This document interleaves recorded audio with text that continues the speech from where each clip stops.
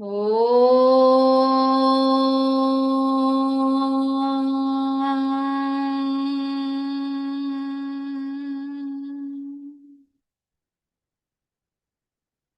திருமூலரின் திருவடிகளை வணங்கி இந்த வகுப்பை தொடங்குவோம்.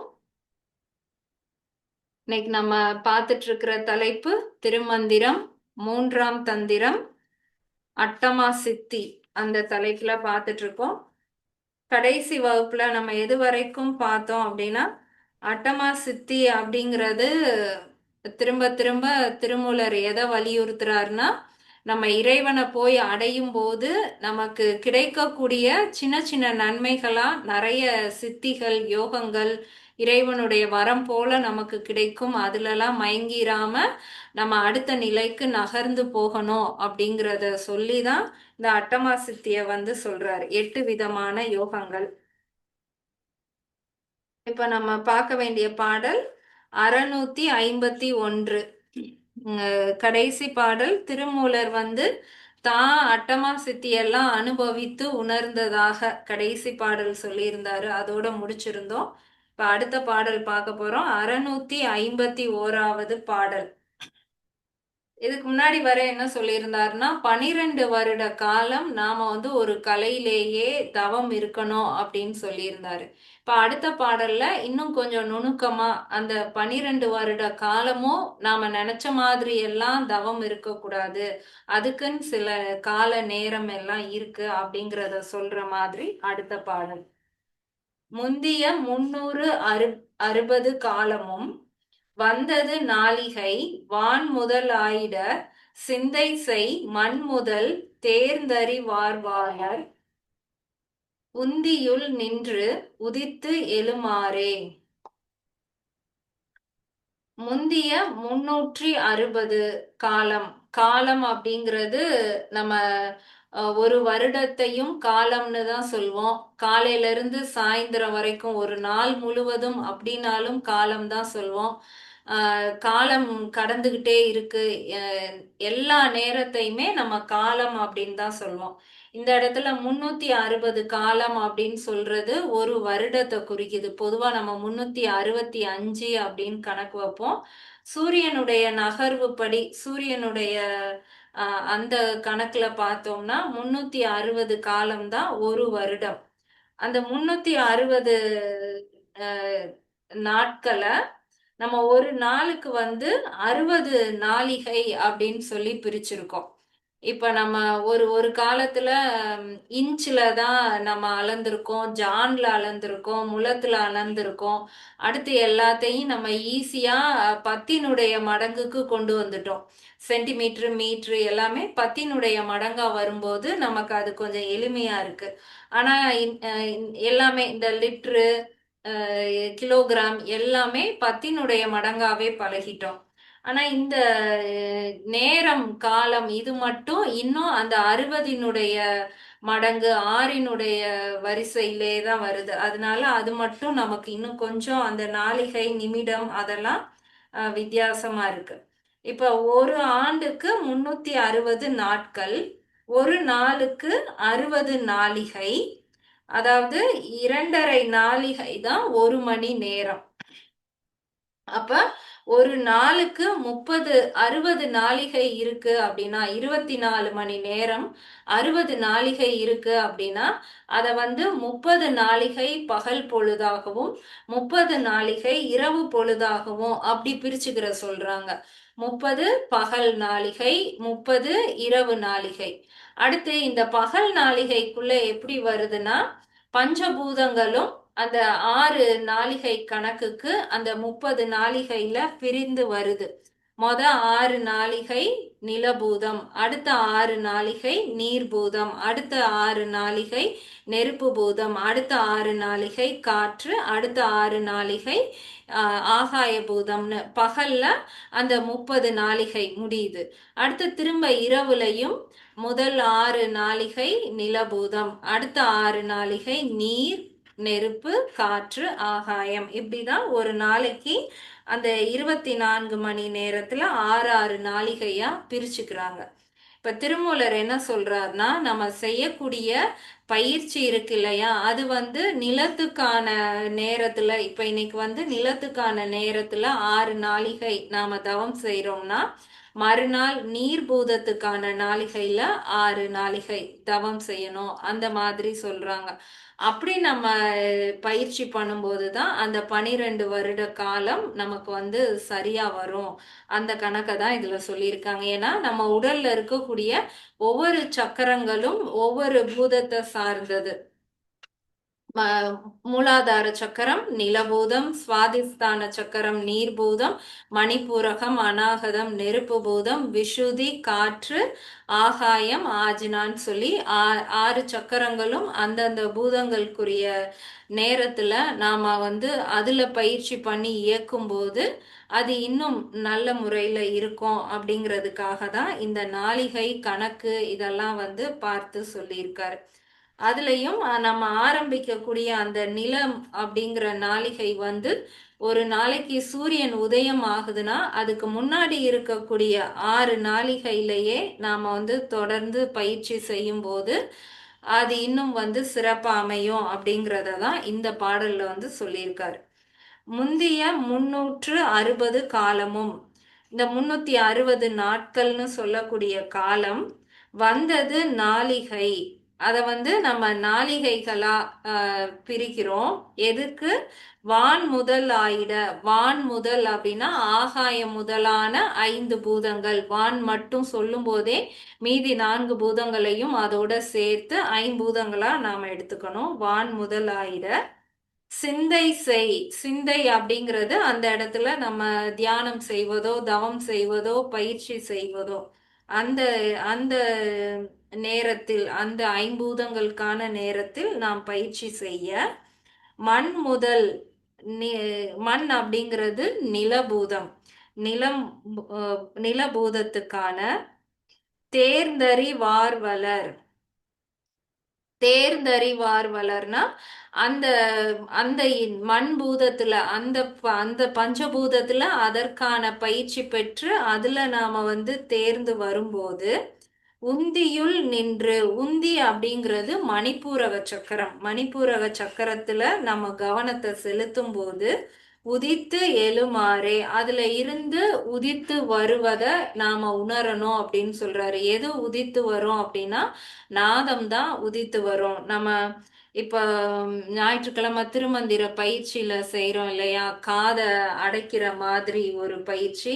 அதுக்கப்புறம் பிரம்மரி பிராணாயாமா செய்துட்டு அப்படியே கண்ணை மூடி இருக்கும்போது ஏதாவது ஒரு சத்தம், இதுக்கு முன்னாடி திருமூலர் 10 விதமான சத்தம் சொல்லியிருந்தார் இல்லையா, அதுல ஏதாவது ஒரு சத்தம் கேக்குதான்னு நம்ம பாக்குறோம் இல்லையா, அந்த சத்தம் வந்து எதுல இருந்து வருது, நம்ம தலைக்குள்ளதான் கேக்குதான்னு ஆராய்ச்சி பண்றோம். ஆனா அந்த சத்தம் தோன்றிய இடம் வந்து நம்மளுடைய மணிப்பூரக சக்கரம். அததான் உந்தியுள் நின்று, அதுக்குள்ள இருந்து உதித்து எழுமாறே, அதுல இருந்துதான் அந்த நாதம் எழுந்து மேல வருது.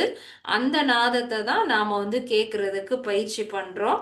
அப்ப இந்த இந்த நேரமும் எப்படி நம்ம அந்த 12 வருட காலத்துக்கான நேரத்தை சொல்றாருன்னா, அந்தந்த பூதத்துக்கான நேரத்துல அந்த 6 நாளிகையில நாம பயிற்சி செய்யும் போது இன்னும் வேகமா அந்த சித்தி அடையக்கூடிய நிலை வந்து நமக்கு கிடைக்கும். இததான் சொல்லியிருக்காரு. அதாவது நாம பயிற்சி செய்யறதுக்கான காலம் எது, பஞ்சபூதங்களுக்கான நேரம் இருக்கு, அந்த நேரத்துல பயிற்சி செய்யணும் அப்படின்னு சொல்றாரு. அடுத்த பாடல் 652வது பாடல். சித்தம் திரிந்து சிவமயம் ஆகியே முத்தம் தெரிந்தும் உற்ற மோனர் சிவமுத்தர் சுத்தம் பெறலாம் ஐந்தில் தொடக்கு அற்றோர் சித்தம் பரத்தில் நடத்தோரே. இப்ப இந்த மாதிரி நம்ம பயிற்சி செய்யறோம், அந்தந்த நாளிகைக்கு அந்தந்த பூதங்கள்ல செய்யறோம். அப்ப நமக்கு என்ன நன்மை கிடைக்கும் அப்படிங்கறத தான் இந்த பாடல்ல சொல்லியிருக்கார். ஏற்கனவே பல தடவை சொல்லிட்டார். அந்த பேரின்ப நிலைய நமக்கு அடையலாம், இறைவனுடைய திருநடனத்தை நாம பார்க்கலாம், பிறப்பில்லாத இறப்பு அற்ற நிலை கிடைக்கும். இதே கருத்தை தான் திரும்பவும் வேற ஒரு கோணத்துல சொல்லியிருக்காரு. சித்தம் திரிந்து, சித்தம் அப்படிங்கிறது இந்த இடத்துல மனம் அப்படின்னு எடுத்துக்கலாம். சித்தம் திரிந்துனா மனம் வந்து இதுவா அதுவா அப்படின்னு சொல்லி பல விதமா ஆராய்ந்து யோசித்து திரிந்து அதற்கப்புறமாக சிவமக சிவமயம் ஆகியே சித்தம் வந்து ஆராய்ந்து இறுதியாக சிவனையே நினைத்து சிவனிடம் அடைந்து முத்தம் தெரிந்தும், முத்தம் அப்படிங்கிறது இந்த இடத்துல முக்திய வந்து குறிக்குது. முக்தி தெரிந்தும் அப்படின்னா முக்தி அடைந்து இறைவனுடைய திருவடியை அடைந்து இரவா நிலை அடையக்கூடிய அந்த முக்தியை தெரிந்து உற்ற மோனர் சிவமுத்தர், அந்த அந்த நிலைக்கு உயர்ந்தவர்கள் தான் சிவமுத்தர் அப்படின்னு சொல்லக்கூடியவர்கள். அந்த நிலைக்கு நம்ம போகும்போது சுத்தம் பெறலாம். சுத்தம் அப்படின்னா தூய்மை. இந்த இந்த உடல் வந்து எப்பேற்பட்ட உடல் அப்படின்னா இந்த உடலுக்குள்ளதான் நாம செய்த வினைகள் அனைத்தும் உள்ள இருக்கு. இந்த இந்த உடலுக்குள்ளதான் 9 வாசல்கள் இருக்கு. அந்த மாதிரியான ஒரு உடலை தூய்மையான உடலாக நம்மளே மாத்திக்கலாம். இன்னொரு தூய்மையான உடல்லாம் கொடுக்க போறது இல்ல. இந்த மலம் கலந்த இந்த உடலையே நாம வந்து தூய்மையான உடலாக மாற்றி விடலாம். ஐந்தில் தொடக்கு அற்றோர், ஐந்து அப்படிங்கிறது இந்த ஐம்பொறிகளை சொல்றாரு. இந்த ஐம்பொறிகள் இருக்கிறனால தான் இது அசுத்த உடலாவே இருக்கு. ஏன்னா நம்ம கண்ணால பாக்குறது கேக்குறது எல்லா குப்பையையும் கொண்டு வந்து இந்த உடலுக்குள்ள நாம போட்டு வச்சிருக்கோம். அப்ப அது அசுத்தமான உடலா இருக்கு. அது சுத்தமான உடலா மாறுது அப்படின்னா இந்த ஐம்புலன்களும் நம்மளுடைய தொடர்புல இல்ல. அதை வந்து நாம அறுத்து விட்டுட்டோம்.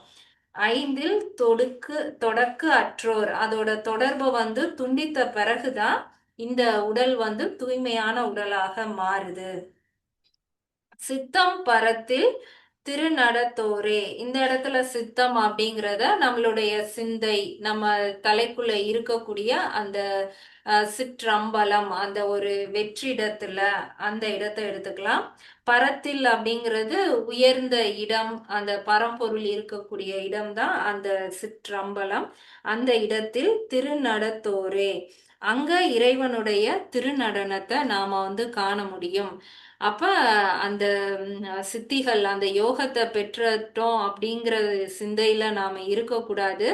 அது எல்லாமே எப்படின்னா, இப்ப நம்ம ஒரு ஒரு குழந்தை பக்கத்துல இருக்கு, அதை நம்ம போய் கூப்பிட்டா அது வர மாட்டேங்குது அப்படின்னா நம்ம எடுத்ததும் வலுக்கட்டாயமா அந்த குழந்தையை பிடிச்சி தூக்க மாட்டோம். நம்ம ஏதாவது ஒரு விளையாட்டு ஜாமானை காட்டுவோம், இல்லைன்னா ஒரு சாக்லேட்டை காட்டுவோம்.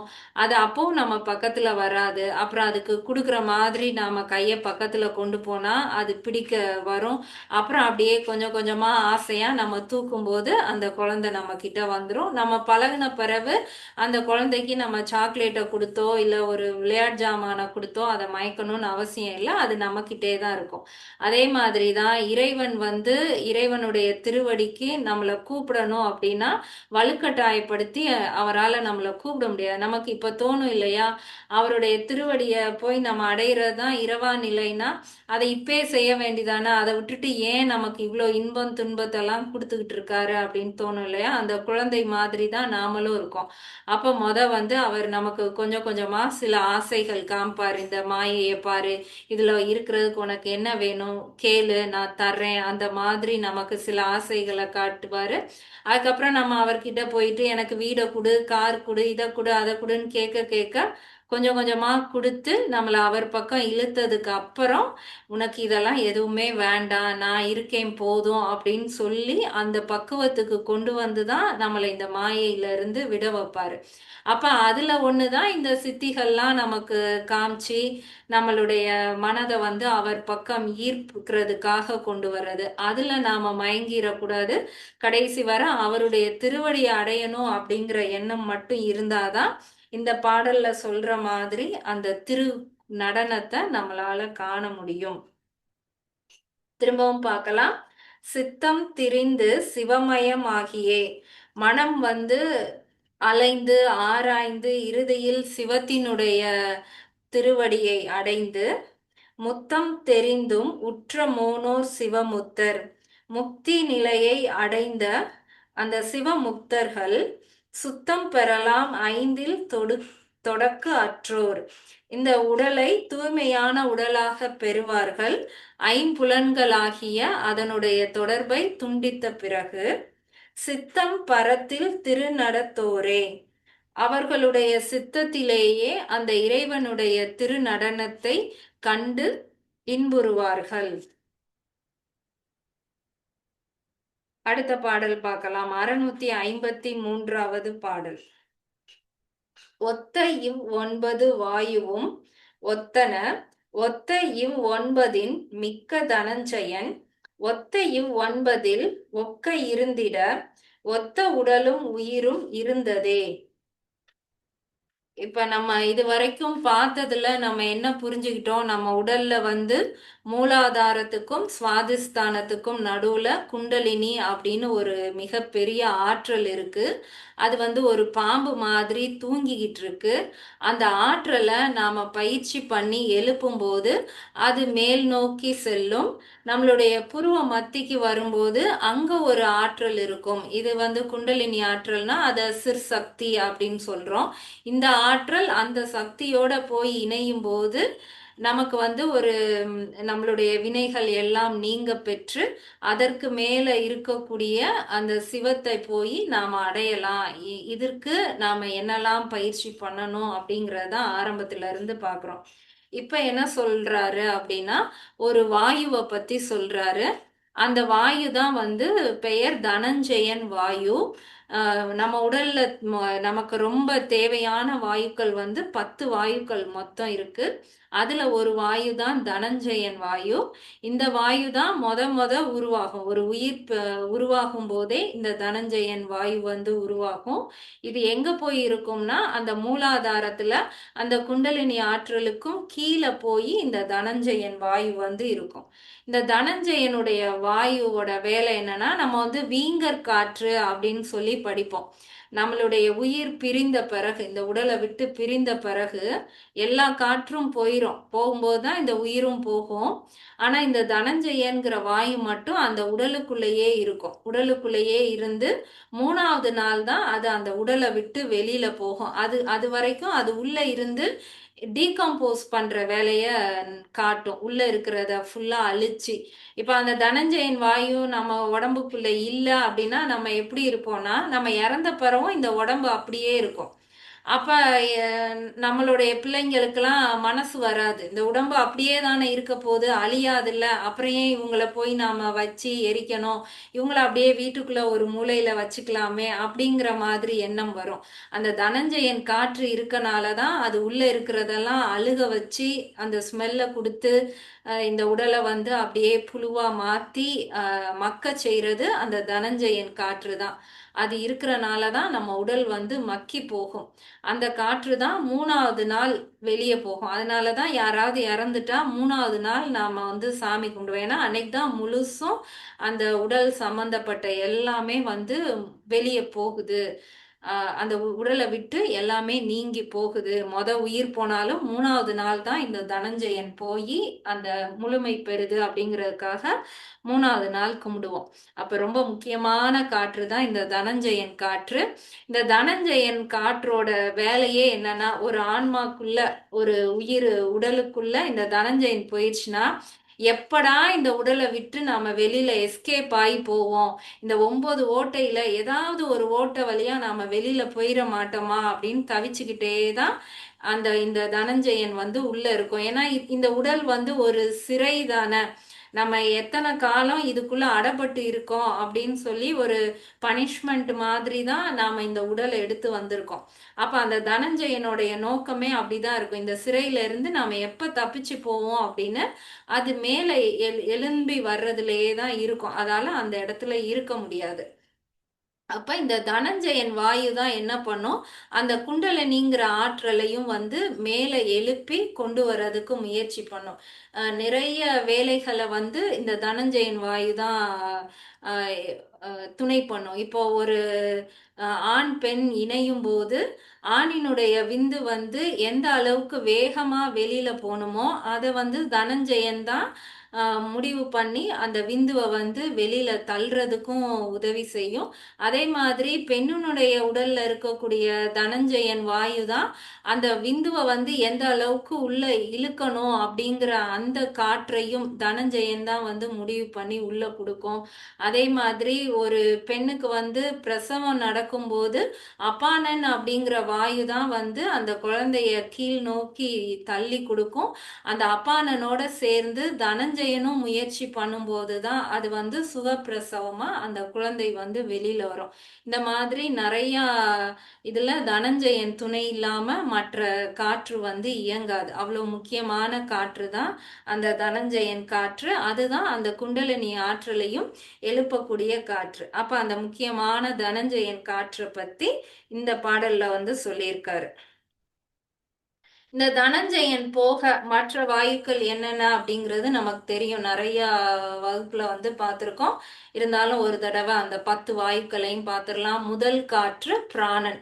பிராணன் அப்படிங்கிற காற்று என்னன்னா அதுதான் மூச்சு காற்று. நம்மளை சுத்தி இருக்கக்கூடியது எல்லாமே காற்று அப்படின்னாலும் நம்மளால ஒரு குறிப்பிட்ட வால்யூமை மட்டும்தான் உள்ள இழுத்துக்க முடியும். அப்ப நம்ம இப்படி இன்ஹேல் பண்ணி சில காற்றை நம்ம உள்நோக்கி கொண்டு வரோம். அதோடைய திசை வந்து டுவர்ட்ஸா இருக்கும், நம்மளை நோக்கி வரும். அந்த மாதிரி நம்மளை நோக்கி வரக்கூடிய காற்று தான் வந்து பிராணன். இப்படி உள்நோக்கி போன இந்த பிராணன் தான் வந்து மற்ற காற்றா பிரிய போகுது. இப்படி உள்ள போற காற்றுக்கு வந்து எத்தனை திசை நாம கொடுக்கலாம்னா, ஒண்ணு அப்படியே டவுன்வர்ட் டைரக்ஷன்ல போகும். நல்லா ஃபோர்ஸா கீழ் நோக்கி போகுது அப்படின்னா அந்த காற்றுக்கு பெயர் அபானன்.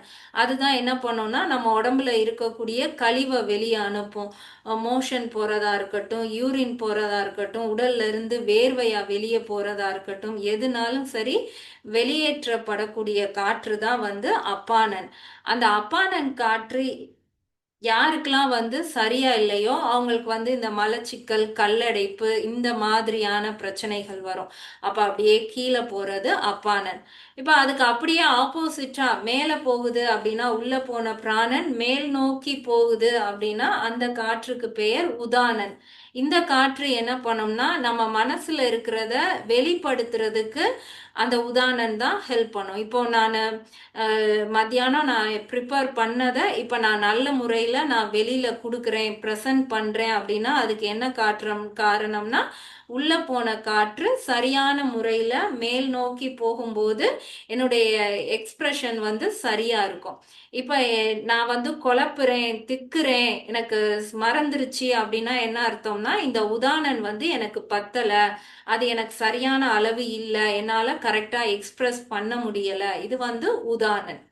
இப்ப அடுத்து 4வது காற்று. இந்த உள்ள போன காற்று மிக்ஸி கிரைண்டர் எல்லாம் சுத்தும் இல்லையா, அந்த மாதிரி சுத்துது, ஒரு பாயிண்ட்லயே சுத்துது அப்படின்னா என்ன அர்த்தம்னா அது நம்மளுடைய நடு வயிற்றுல சுத்தக்கூடிய காற்று.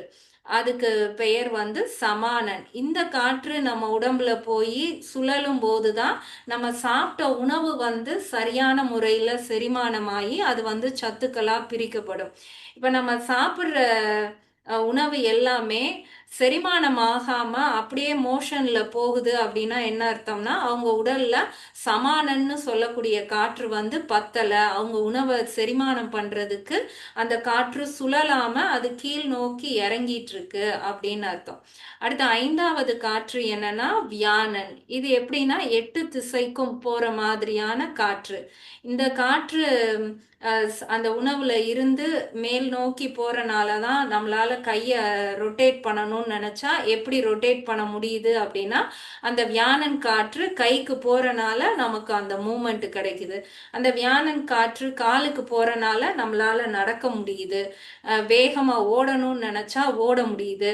இப்ப வயசாக ஆக நமக்கு இந்த ஆக்ஷன்லாம் குறைஞ்சிருது. அவங்களால கையை முன்னாடி மாதிரி தூக்க முடியல, நடக்க முடியல, வேலை பார்க்க முடியல, டயர்ட் ஆயிடுறாங்கன்னா என்ன அர்த்தம், அவங்களுக்கு உள்ள போற பிராணன் வியானனா மாற மாட்டேங்குது, வியானன் காற்று அவங்களுக்கு பத்தல.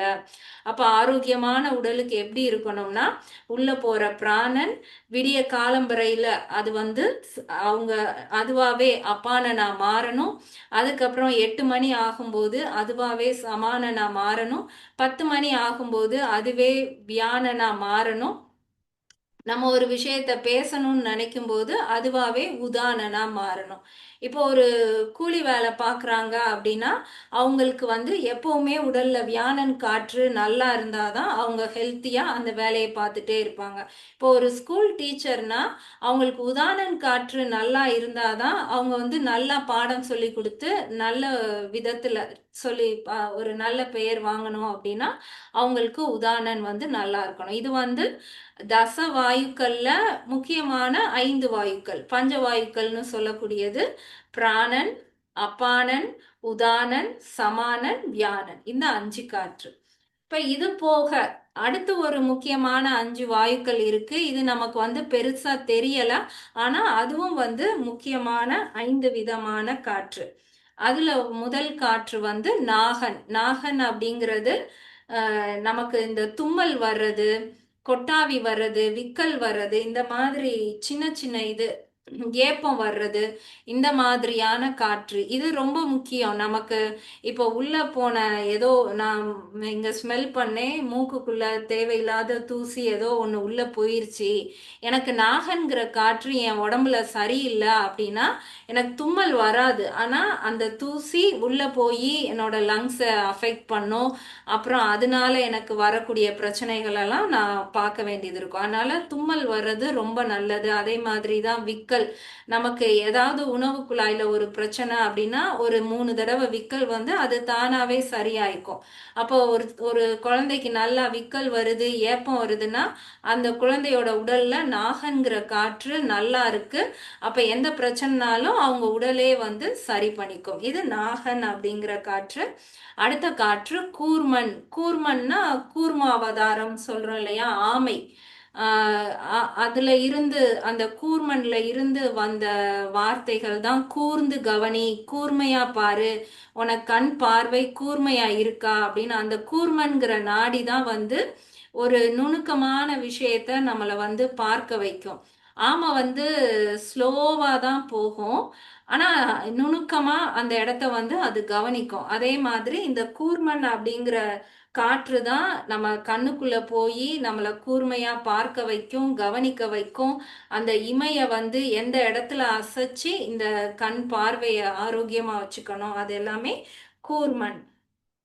அடுத்த காற்று கிருகரன். கிருகரன்கிற காற்று தான் நமக்கு சரியான நேரத்துல பசிய கொடுக்கும், தாகத்தை கொடுக்கும். இது எல்லாமே அந்த கிருகரன் அப்படிங்கிற காற்று தான். யாருக்கெல்லாம் எனக்கு பசியே எடுக்கல அப்படின்னு நினைக்கிறாங்களோ அவங்களுக்கு இந்த காற்று வந்து உடல்ல சரியான அளவு இல்லை. இது கிருகரன். அடுத்த காற்று தேவதத்தன். தேவதத்தன் தான் கொட்டாவி விடுற காற்று. நமக்கு ஒரு சோம்பல் தனத்தை கொடுக்கும். இப்ப நம்ம எப்பவுமே 24 மணி நேரமும் வியானனே நம்ம உடம்புல இருந்துச்சுன்னு வைங்க, இந்த வேலையை செய்வா அந்த வேலையை செய்வான்னு நாம செஞ்சுக்கிட்டே இருப்போம். அது வந்து ஆரோக்கியமான உடல் கிடையாது. நைட்டு 9 மணி ஆயிடுச்சுன்னா கொஞ்சம் நமக்கு வந்து உடம்பு கொஞ்சம் சோர்வாகி நமக்கு ஒரு தூக்கம், நல்ல ரெஸ்ட் கொடுக்கறது தான் ஆரோக்கியமான உடல். அப்ப வியானங்கிற காற்றும் நமக்கு ஓரளவுக்கு தான் தேவை. அதே மாதிரி இந்த தேவதத்தன்கிற காற்றும் இருந்தாதான் நம்ம மைண்ட் ரிலாக்ஸ் ஆகி உடம்ப நல்லா ரெஸ்ட் எடுத்து மறுநாளுக்கு தேவையான மாதிரி உடலை மாத்திக்க முடியும். அது தேவதத்தன். இந்த கடைசி காற்று தனஞ்சயன், அந்த காற்று தான் இப்ப நம்ம பார்த்துட்டு இருக்கிற வீங்கர் காற்று. இந்த உடலை வந்து மக்க செய்யக்கூடிய முக்கியமான காற்று. இப்ப பாடலுக்குள்ள போகலாம். ஒத்த இவ் 9 9 வாயுவும். ஒத்த அப்படின்னா ஒத்து போறது. இப்ப நான் என் ஃப்ரெண்ட்ஸோட ஒத்து போறேன்னா என்ன அர்த்தம்? அவங்களுடைய கருத்தை விட நான் அதிகமாகவும் பேசி நான் இது பண்ண மாட்டேன்.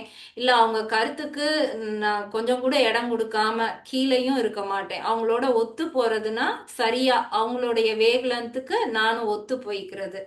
அப்ப ஒத்த அப்படின்னா இந்த வாயுக்களும் நம்ம உடம்புல இப்ப எல்லார் உடம்புலயும் ஒரே மாதிரியான வாயுக்கள் இருக்கணும்னு அவசியம் இல்லை. என் உடலுக்கு என்ன வாயு எப்படி இருக்கணுமோ அந்த மாதிரி ஒத்து போறது. ஒத்த இவ் 9 வாயுவும். 9 வாயுக்களை வந்து சொல்லியிருக்காரு. அதாவது தனஞ்சயன் தவிர மீதி 9 வாயுக்களையும் சொல்லியிருக்காரு. வாயுவும் ஒத்தன ஒத்த இவ் 9. நம்ம உடலுக்கு 9 வாயுவும் ஒத்து போகணும். அந்த 9 வாயு கூடயும் ஒரு வாயு வந்து ஒத்து போகணும். அதுதான் தனஞ்சயன் வாயு சொல்றாரு. தனஞ்சயனை தனியா வச்சுக்கலாம். 9 வாயு இருக்கு.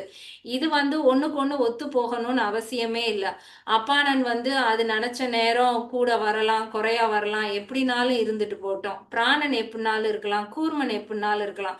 ஆனா இந்த தனஞ்சயன் மட்டும் எப்படி இருக்கணும்னா, அப்பானன் கூடயும் ஒத்து போகணும், பிராணன் கூடயும் ஒத்து போகணும், கூர்மன் நாகன் எல்லாத்தோடையும் இந்த தனஞ்சயன் வந்து ஒத்து போகணும். அததான் இந்த 2 வரியில சொல்லியிருக்காரு. ஒத்த 9 வாயுவும், நம்ம உடலுக்கு ஒத்து போகக்கூடிய இந்த 9 வாயுவும் ஒத்த 9 மிக்க தனஞ்சயன், இந்த 9 வாயுக்களையும் ஒத்து போகக்கூடிய அந்த 10வது வாயுவான தனஞ்சயன் வாயு ஒத்து 9 ஒக்க இருந்திட, இந்த 9 வாயுக்களோடையும் அது ஒத்து போய் இயங்குமாறு இருக்கும்போது மட்டும்தான் ஒத்த உடலும் உயிரும் இருந்ததே. எது வரைக்கும் தனஞ்சயன் வாயு இந்த மித்த 9 வாயுக்களோட ஒத்து போயிருக்கோ அது வரைக்கும் தான் இந்த உடலும் உயிரும் சேர்ந்து இருக்கும்.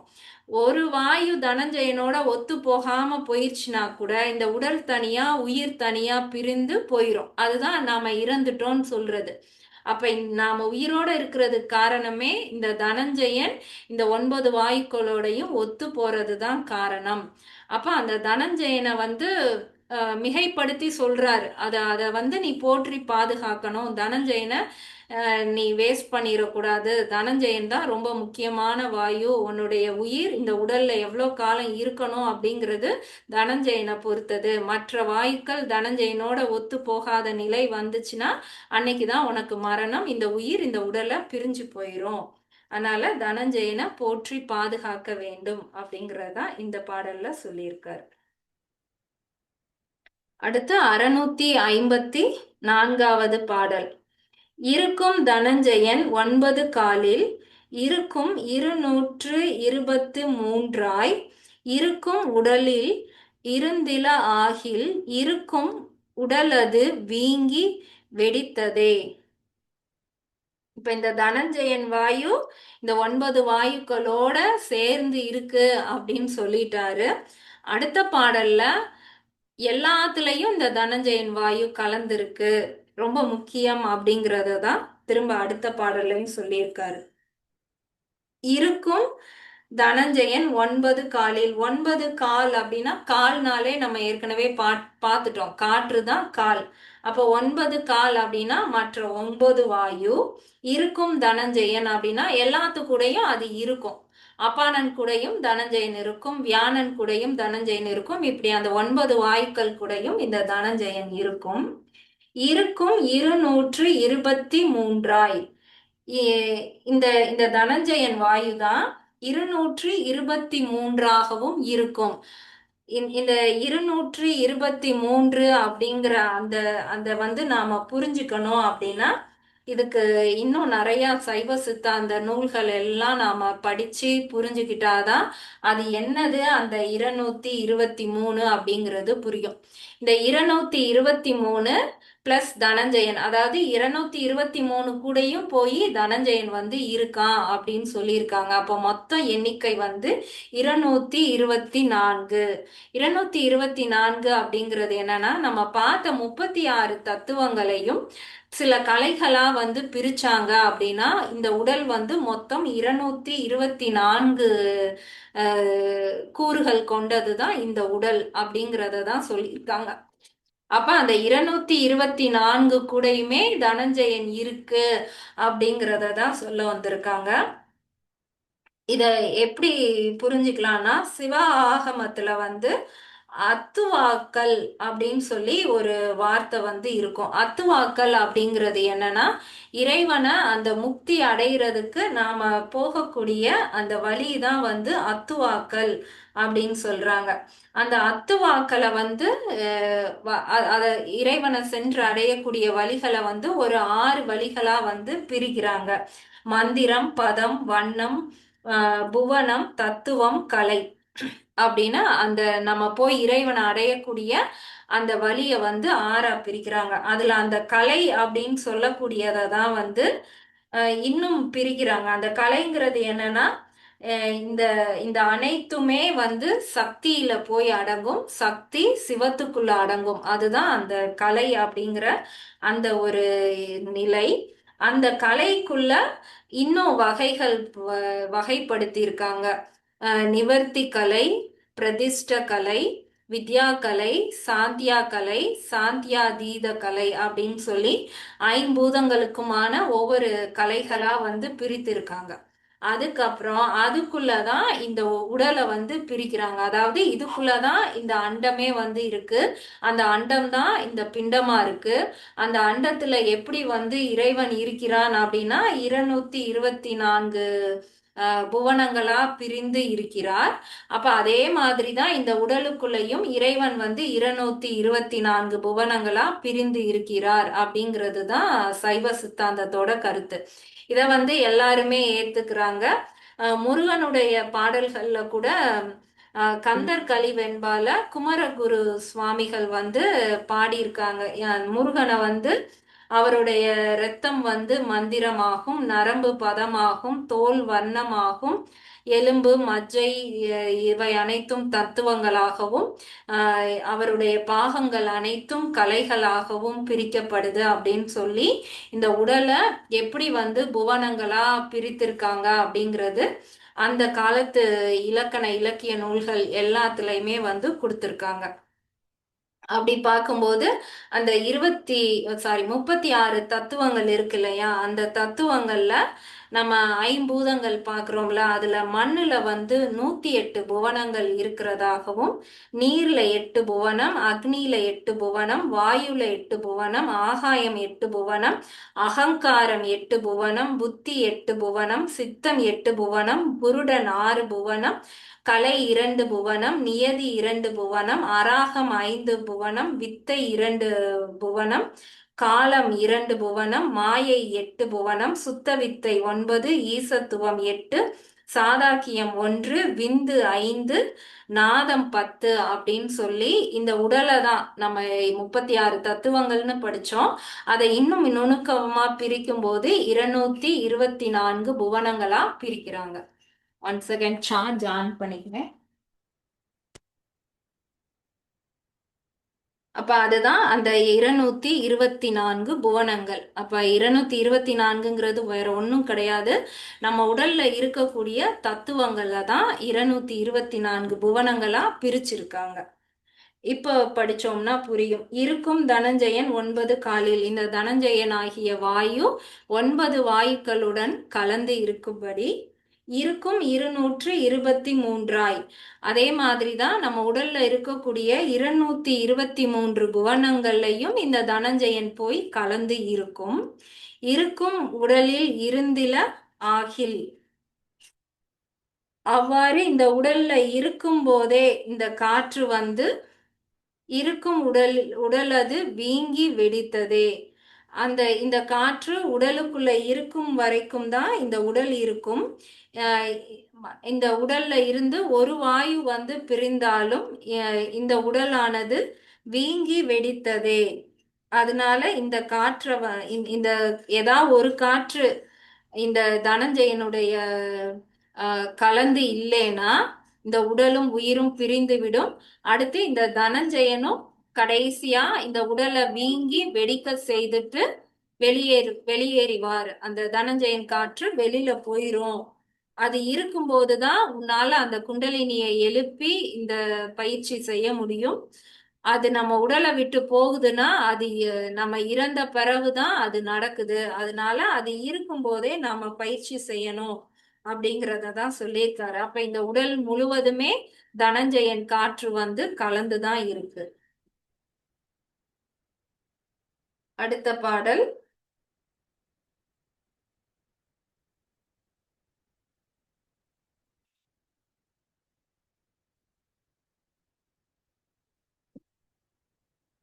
ஐ 655வது பாடல். வீங்கும் கழலை சிரங்கொடு குட்டமும் வீங்கும் வியாதிகள் சோகை பலவதாய் வீங்கிய வாதமும் கூணும் முடமதாய் வீங்கும் வியாதிகள் கண்ணில் மருவியே. இப்ப இந்த தனஞ்சயன் காற்று தானே நம்ம உடலை வீங்க செய்து வெடித்து வெளியேறி இந்த உயிரை வந்து உடலை வந்து அழிக்கக்கூடிய காற்று. இப்ப அந்த காற்று நம்ம உடல்ல இருக்கும் போதே அதுல ஏதாவது மாறுபாடு வருது, அதுல ஏதாவது குறைவு ஏற்படுது, அது எதோடையாவது சரியா பொருந்தி இல்லாம இருக்குன்னா இந்த உடல்ல என்ன மாதிரியான பிரச்சனைகள் வரும் அப்படிங்கிறத சொல்லியிருக்காரு. வீங்கும் அப்படின்னா ஒரு இடம் வீங்குது, அந்த இடத்துல போய் அதிகமான ஒரு கழிவு சேர்ந்து அது வந்து வெளியில தெரியும்படி வருவது வீங்கும். கழலை. கழலை அப்படின்னா கட்டி. நம்ம உடம்புல ஏதாவது ஒரு இடத்துல கட்டி மாதிரி ஒரு வீக்கம் தென்படுது அப்படின்னா கட்டி. அடுத்து சிரங்கொடு அப்படிங்கிறது, சிரங்குனா புண்ணு. ஒரு புண்ணு மாதிரி தோன்றி உள்ள இருந்து வெளியேற்றப்படக்கூடிய அந்த கழிவு. குட்டமும். குட்டமும் அப்படின்னா தொழுநோய். தொழுநோய் நம்ம கேள்விப்பட்டிருக்கோம் இல்லையா, அந்த தொழுநோய். வீங்கும் வியாதிகள். இது மாதிரி நம்ம உடல்ல வீங்க செய்யக்கூடிய எல்லா வியாதிகளும். சோகை பலவதாய். சோகை அப்படின்னா இரத்த சோகை அப்படின்னு சொல்றோம்ல, இரத்த சத்து வந்து குறையிறது. வீங்கிய வாதமும்.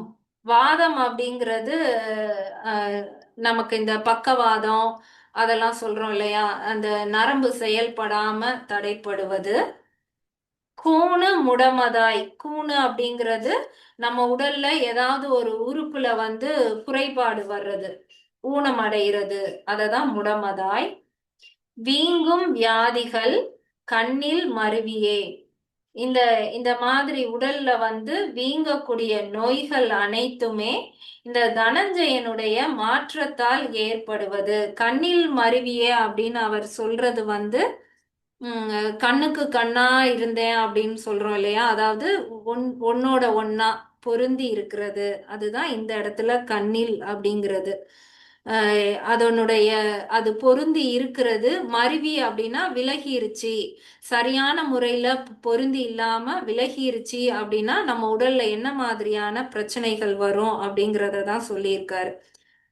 கட்டி வர்றது, புண்ணு வர்றது, தொழுநோய் வர்றது, இரத்த சோகை வர்றது, இந்த மாதிரியான பிரச்சனைகள்லாம் எப்போ வரும்னா இந்த தனஞ்சயன் வாயு சரியான விதத்துல மற்ற வாயுவோடையோ இல்ல ஏதாவது ஒரு தத்துவத்தோடையோ பொருந்தாம அதுல இருந்து விலகி நிற்கும் போது இதெல்லாம் வரும். அடுத்து ஒரு பாடல் பார்த்துட்டு முடிச்சிடலாம். 656வது பாடல். கண்ணில் வியாதி உரோகம் தனஞ்சயன் கண்ணில் இவ்வாணிகள் காசம் அவன் அல்லன் கண்ணினில் கூர்மன் கலந்திலன் ஆதலால் கண்ணினில் சோதி கலந்ததும் இல்லையே. இப்ப தனஞ்சயன் காற்று வந்து எந்த அளவுக்கு முக்கியமோ அதே மாதிரி அந்த கூர்மன் அப்படிங்கிற காற்று நம்ம பார்த்தோம் இல்லையா, அந்த கூர்மையா கவனிக்கிறது, இமைய பாதுகாக்கிறது, இமை மூலமா கண்ணை பாதுகாக்கிறது, இது அந்த கூர்மன் காற்று. இந்த கூர்மன்லையும் சில பிரச்சனைகள் வரும் அப்படிங்கிறத தான் இந்த பாடல்ல சொல்லியிருக்காரு. கண்ணில் வியாதி. கண்ணில் வந்து இந்த பூ விழுந்துருச்சுன்னு சொல்லுவோம், கண் பார்வை மங்குறது, கிட்ட பார்வை தூர பார்வை, இந்த மாதிரி கண்ணில் வரக்கூடிய வியாதி. உரோகம் தனஞ்சயன். அதற்கு காரணம் வந்து தனஞ்சயன் கிடையாது. இந்த இடத்துல தனஞ்சயன் அதற்கு காரணம் இல்ல, தனஞ்சயன் வாய்வால் அல்ல அப்படிங்கறத தான் சொல்ல வர்றாரு. கண்ணில் இவ் ஆணிகள். ஆணிகள் அப்படிங்கிறது அந்த குற்றம் குறை. நம்ம கால் ஆணின்னு சொல்றோம் இல்லையா, ஆணினா என்ன, உள்ள இருக்கிற ஏதோ ஒரு சில கழிவு வெளியில வர்றது. அதே மாதிரி கண்ல நம்ம உள்ள இருக்கக்கூடிய சில கழிவுகள் கண் மூலமா வெளியேற்றப்படுது.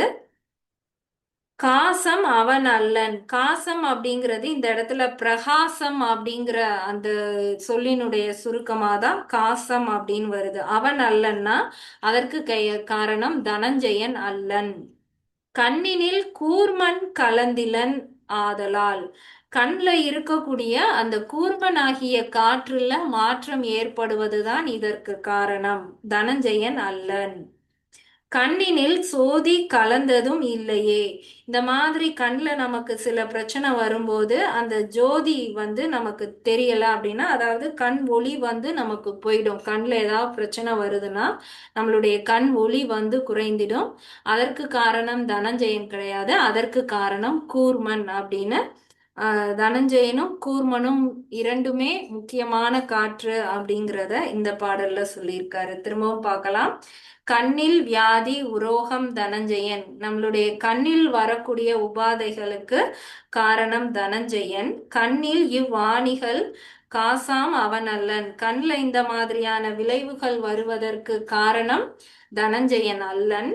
கண்ணினில் கூர்மன் கலந்திலன் ஆதலால். கண்ணில் இருக்கக்கூடிய அந்த கூர்மன் வாயுவால் வரக்கூடிய பிரச்சனைகள் தான் இதற்கு காரணம்.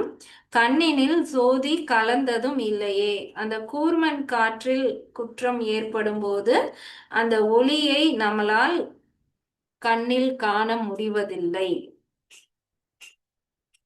இதோட இன்னைக்கு போதும்.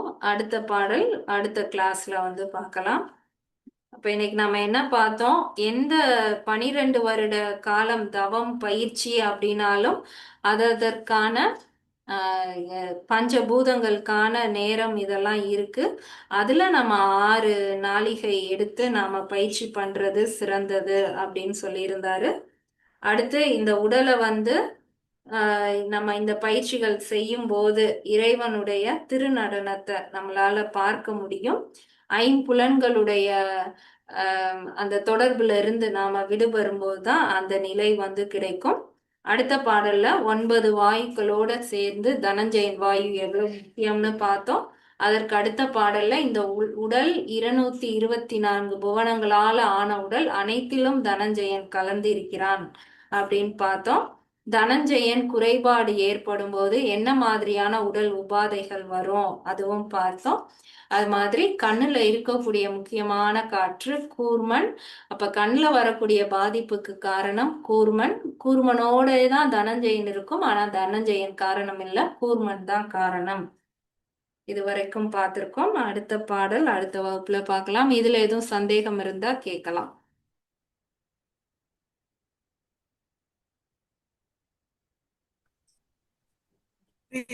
இப்ப இந்த காற்றெல்லாம் நம்ம பேலன்ஸ் பண்ணணும்னா என்ன செய்யலாம்?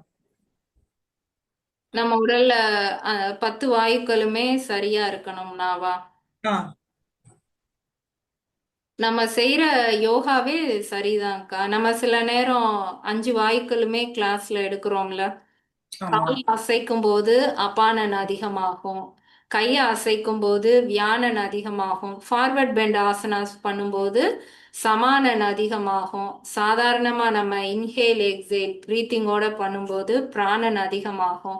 நம்ம கழுத்துல பயிற்சி செய்யறது உஜய் பிராணாயாமா இதெல்லாம் உதானன் அதிகமாக்கும். நம்ம இந்த கிளாஸ் அடிக்கடி எடுப்போமே பஞ்ச வாயுக்களுக்கான ஆமா. ஆசனா. இப்ப இந்த தனஞ்சயன் இந்த வாயுக்களோட மிங்கிள் ஆகும் போதுதான் மத்த எல்லாமே பேலன்ஸ் ஆகும்னு சொல்றது.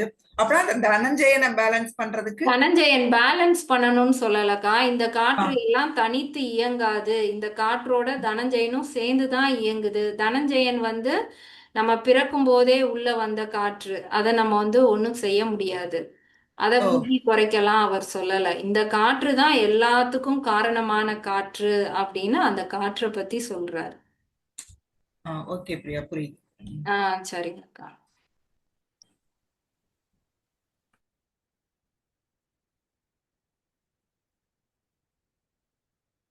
சரி, நம்ம அடுத்த வாரத்துல வேணா வாயுக்களுக்கான கிளாஸ் வந்து எடுப்போம். இப்ப கிளாஸை முடிச்சுக்கலாம். ஓம்.